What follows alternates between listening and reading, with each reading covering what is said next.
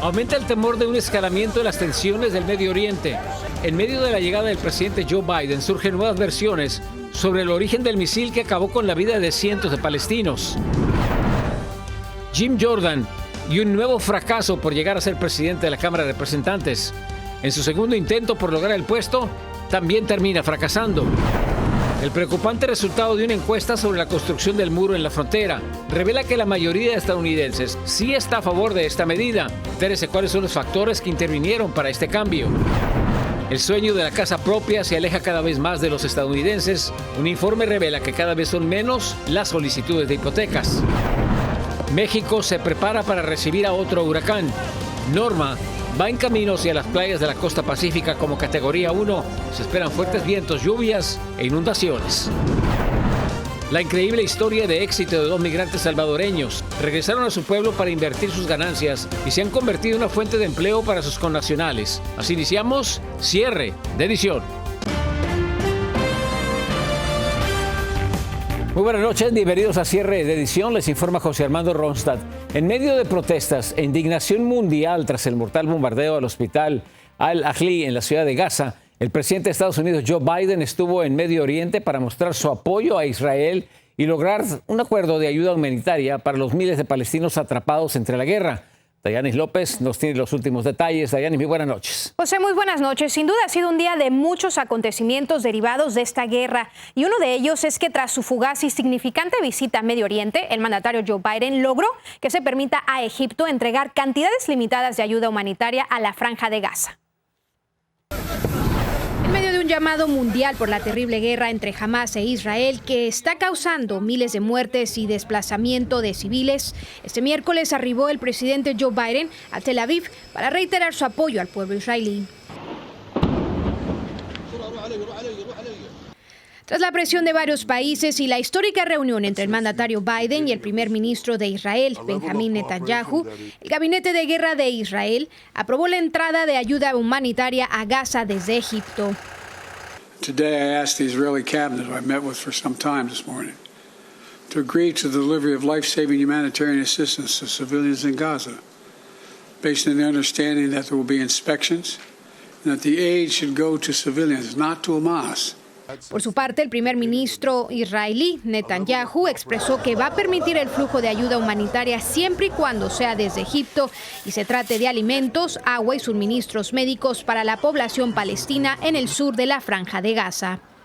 En su viaje de regreso a Estados Unidos, el presidente Biden anunció que el presidente egipcio accedió a abrir el paso fronterizo de Rafah para permitir la entrada en Gaza de 20 camiones con ayuda humanitaria.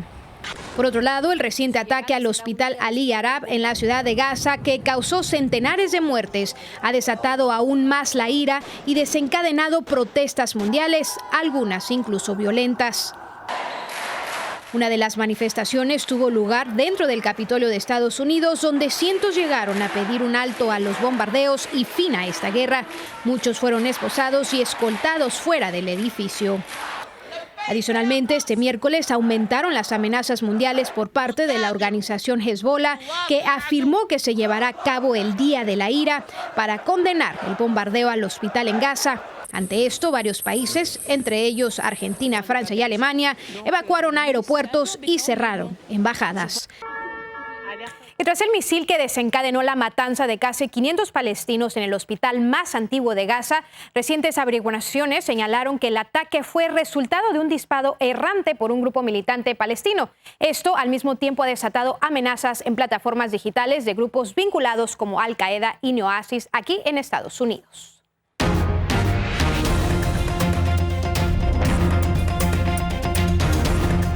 Esta noche en Frente a Frente nos acompaña el analista político Ricardo Brown para hablar precisamente de esta situación generada a raíz del conflicto entre Israel y Hamás. Ricardo, muy buenas noches. Buenas noches. Ricardo, difícil saber por dónde empezar porque hay tantos vínculos, hay tantos ángulos sobre esta situación. Primeramente, ¿cómo entendemos la situación de este día? La situación de este día yo creo que es tensa y mañana va a ser más tensa la situación. Estamos en espera de lo que evidentemente, inevitablemente va a ser una invasión militar masiva de las fuerzas de defensa israelíes a territorio de Gaza, el saldo humano tiene que verse como masivo, va a ser una lucha, como hemos señalado anteriormente, de cuerpo a cuerpo. Eso es en el frente de guerra, donde suena la metralla. En el frente diplomático, yo creo que Israel tiene problemas, Estados Unidos tiene problemas. Tanto Israel como Estados Unidos insisten y han aportado lo que dicen ser pruebas contundentes de que la tragedia que ocurrió en este hospital en Gaza no fue provocada por un bombardeo israelí, sino por el misil disparado por un grupo dentro de Gaza. Por muchas pruebas que se puedan presentar, por mucha veracidad que tengan, eso no convence a lo que en el pasado hemos llamado la calle árabe, las multitudes en los países árabes, que ahora tenemos que decirle la calle musulmana, porque también ha habido protestas, no todas violentas, por supuesto, en países como Turquía, como Indonesia, que es el país en el mundo de más población musulmana. Hay una situación verdaderamente volátil y preocupante. Ricardo, tú mencionas estas manifestaciones, ¿no? Sabemos que a pesar de que tanto Israel como Estados Unidos apoyando la inteligencia que señala que tal vez sí fue un misil errante lanzado por Hezbollah, a la mayor parte de la gente que está protestando, los que salen a las calles a demostrar esta furia, no los convence. Yo creo que es así, sobre todo ha habido protestas, hay que señalar también en países del occidente, en Europa, aquí mismo, en el excelente reportaje que vimos, pudimos ver las protestas en el Capitolio Nacional, pero sobre todo en el mundo árabe. Por mucho que Estados Unidos, Israel y quizás otros países que tienen servicios de inteligencia que afirman que la tragedia en el hospital de Gaza no fue resultado de un ataque israelí, yo no creo que convencen a las multitudes en esos países. Ellos están convencidos de que fue Israel quien perpetró un ataque que ha resultado en una enorme pérdida de vida humana. Ricardo, tú mencionas al principio lo que parece ser inevitable, una invasión terrestre, una invasión de cuerpo a cuerpo, como tú señalas. Eso es lo que es aparente en estos momentos. A mí me parece que es cuestión de días, quizás es cuestión de horas. Israel ha concentrado más de 300.000 efectivos militares en su frontera sur, que viene siendo, por supuesto, la frontera sur de Gaza.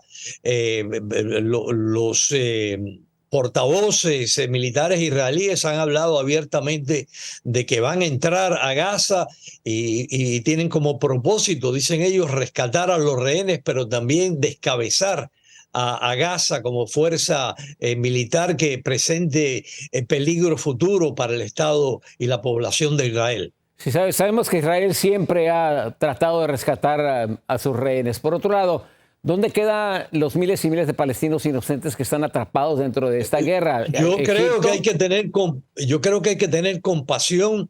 Toda vida humana es valiosa. El pueblo palestino, yo no creo que apoya a los ataques que se hicieron. A mí me parece que Gaza desde hace mucho tiempo viene siendo como una cárcel inmensa al aire libre, y ahí hay un pueblo cautivo que también tiene derecho a la vida. Es preocupante, terrible la situación que estamos viviendo en estos momentos, y yo me temo que va a empeorar en los próximos días. La mitad de la población palestina dentro de Gaza consiste de menores de edad, ya sean menores de edad, ya sean personas de la tercera edad. Es vida humana también. Inevitablemente la guerra exige sacrificio humano. Ricardo, mañana el presidente de Estados Unidos se va a dirigir a la nación. ¿Qué es lo que quiere lograr al hablar Estados Unidos, al hablar con el pueblo norteamericano? Yo creo que el presidente va a tratar de convencer a los estadounidenses de que es necesario solidarizarse con Israel. A la vez me parece que va a manifestar que como política Estados Unidos tiene como objetivo también ayudar a la población de Gaza, tratar de alguna forma u otra de minimizar la pérdida de vida. Ya vimos en el reportaje que se va a abrir un corredor humanitario en el cruce de Rafah, 20 camiones. Me imagino que eso será solo el inicio. Hace falta muchísima más ayuda humanitaria para la población de Gaza, alimentos, medicamentos, agua. Me imagino que el presidente va a tocar todos esos puntos mañana. Hay mucho todavía de qué hablar con todo esto. Ricardo, muchísimas gracias por tu análisis. Muy buenas noches. Buenas noches.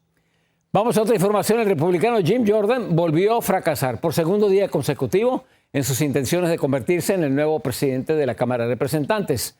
Con esto suman 15 días en los que la Cámara Baja no tiene un presidente. Lo que es peor para Jordan es que el día de hoy obtuvo un voto menos que el día de ayer, llegando solo a los 199 votos a favor dentro de su mismo partido republicano. En total, como le hemos informado, necesita el apoyo de 217 legisladores de su propio partido.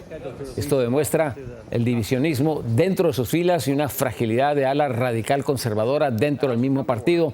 Muchos lo consideran como una persona demasiado extremista. Y luego de 18 años de incertidumbre, la justicia finalmente llegó para la joven estadounidense Natalie Holloway, que había desaparecido en Aruba. El sospechoso de su asesinato, el neerlandés Joran van der Sloot, confesó su crimen en un tribunal del estado de Alabama. Aún así, el juez solo lo encontró culpable de extorsionar a la familia de la joven y lo condenó a 20 años de prisión. Sin embargo, aún debe rendir cuentas en el Perú por el asesinato de Stephanie Flores, por el cual estaría pagando una condena de 28 años. Una pausa, regresamos con más noticias. Sigan con nosotros. Estadounidenses apoyan la construcción del muro en la frontera. Tenemos reacciones de un sondeo. Caen las solicitudes de hipoteca, los intereses alejan cada vez más a quienes buscan comprar una vivienda. En El Salvador resurgen los negocios. Un salvadoreño, un empresario, cumplió su sueño de formar una empresa familiar. Tenemos su historia cuando regresemos.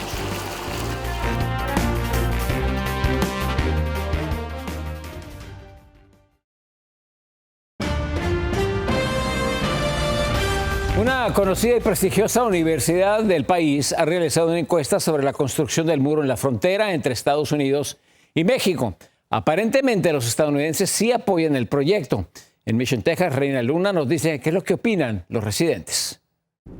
Una encuesta de una universidad de Connecticut encontró que el 52% de los votantes norteamericanos consideran que debe construirse más muro en la frontera con México, y algunos residentes de la frontera creen que las causas de este hallazgo tienen mucho que ver con la retórica antiinmigrante, la ignorancia y la falta de sentido humano. No tienen criterio, ¿verdad? No tienen sentido humanitario. Pero hay otros que dicen que sí se necesita hacer algo que detenga la llegada irregular de tanto extranjero. Porque hay mucha gente a la que hay, por el sufrimiento de la gente que viene de fuera. Viene mucha gente. La encuesta también indica que el 44% de los norteamericanos no están a favor del muro. Aquí en la frontera hay quienes dicen que no hay razón para construir más barreras. ¿Para qué poner un muro? ¿Verdad? Que porque no pasa la gente como quiera pasa. Los inmigrantes siguen cruzando, algunos por arriba y otros por abajo del mismo muro fronterizo. Otros más creen que los culpables de la percepción actual que se tiene de la frontera son los políticos republicanos, al estilo del expresidente Donald Trump o del gobernador de Texas, Greg Abbott, que tanto han hablado de que la frontera está abierta. Es el daño que causaron estas mentiras propagadas. Lógico que si hay tanta propaganda del mismo, pues causan que la gente en su temor, porque hacen que la gente ignorante tenga miedo. La encuesta fue conducida en un universo de 1.737 adultos del 12 al 16 de octubre y tiene un margen de error del 2.4%. Desde Mission, Texas, Reina Luna, Noticias Estrella TV. El gobierno de Estados Unidos ha anunciado un nuevo programa migratorio que va a beneficiar a algunos ecuatorianos a ingresar legalmente a este país. Se trata de un permiso especial por medio de un programa de reunificación familiar para ecuatorianos que tengan reclamación en familiares pendientes a través del formulario conocido como el 1 o el I-130.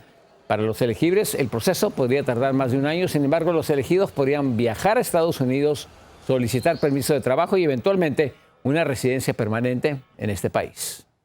Más información y más noticias al regresar. Sigan con nosotros. Se complica aún más el sueño de quienes buscan casa propia. Las tasas de interés están por los cielos. Y un salvadoreño cumple el sueño de crear empresas y generar empleo en su propio país. Al regresar, su historia.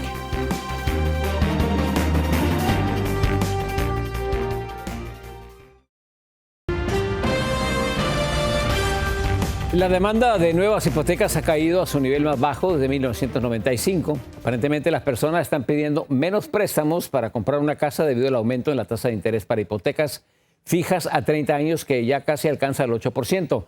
Esto ha orillado a los nuevos compradores a pensarlo 2 veces antes de tratar de adquirir su propia casa. Y no a México. México está siendo azotado por un huracán en el Pacífico. Es el huracán Norma, ya es categoría 1. Amenaza con impactar a finales de semanas Michoacán hasta Baja California. En Ciudad de México, Víctor Blázquez con la siguiente historia. Norma, un huracán categoría 1, podría incrementar su fuerza en las próximas horas hasta llegar a ser 3 en la escala Saffir-Simpson. Mientras avanza por el Pacífico mexicano, sus bandas nubosas ya afectan al estado de Colima con severas inundaciones, autos varados, patrullas que auxilian a otros y crecientes ríos desbordados en algunas regiones. Don Rogelio limpia la cisterna de su casa que se llenó de lodo. Fue una tormenta muy fuerte, muy dura. No comimos, anduvimos buscando comida. Y en realidad no había nada, pues, todo cerrado. Las lluvias afectan a otros 4 estados, Guerrero, Jalisco, Sinaloa y Michoacán. Protección Civil ya se prepara frente a la nueva amenaza climática. Con altas posibilidades de poder llegar a desarrollarse los próximos quizás 72 horas, 48 horas. Estamos en constante monitoreo. En el gobierno federal alistan su apoyo con el plan DN3 de ayuda a la población con el ejército, que ya comienza a desplegarse en las zonas afectadas y en las que próximamente tocará Norma. Necesitamos meter con tiempo equipos para auxilio a la población y alimentos. Ojalá y no, pero porque si va directo a Los Cabos. Según el pronóstico de la Comisión Nacional del Agua, Norma podría estar impactando las costas de Los Cabos en Baja California Sur el próximo domingo 22 o las primeras horas del lunes, causando afectaciones en las calles del estado. En Ciudad de México, Víctor Blázquez, Noticias Estrella TV. En El Salvador empiezan a surgir los negocios del país. Un empresario que trabajó incansablemente en Estados Unidos ha regresado a su tierra a invertir y ya está recogiendo los frutos de su esfuerzo. Julio Guevara nos tiene su historia. Este paraíso tropical se ha convertido en esperanza para decenas de familias al oriente de El Salvador.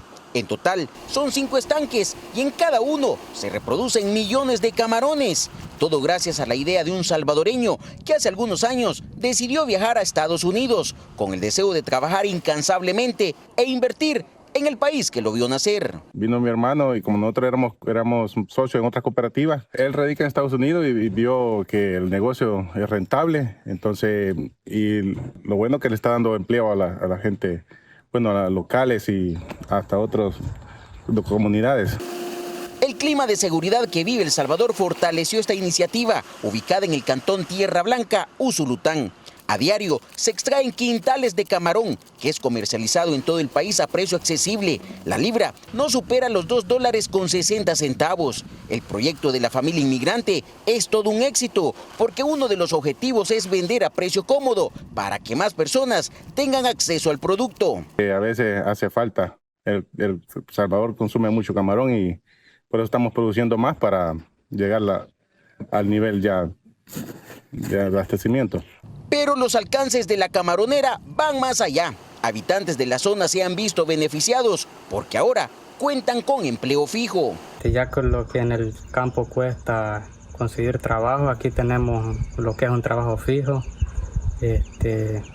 No tenemos la preocupación. Pues. Y las metas no terminan. Ahora se trabaja en proyectos que a corto plazo podrían permitir la exportación de camarón a los Estados Unidos. En El Salvador, Julio Guevara, Noticias Estrella TV. Miles de devotos en el Perú por segunda vez acudieron a la tradicional procesión del Señor de los Milagros. Las calles del centro histórico de Lima se tornaron de morado en este día especial para los católicos del país. en donde los fieles se encomiendan a la imagen y donde hicieron una petición especial para que termine el conflicto entre Israel y Hamás. Al regresar de la pausa tenemos más información. Los invitamos a que siga usted con Cierre de Edición. Un colapso a gran altura deja colgando de cables a trabajadores de construcción. Las imágenes son aterradoras.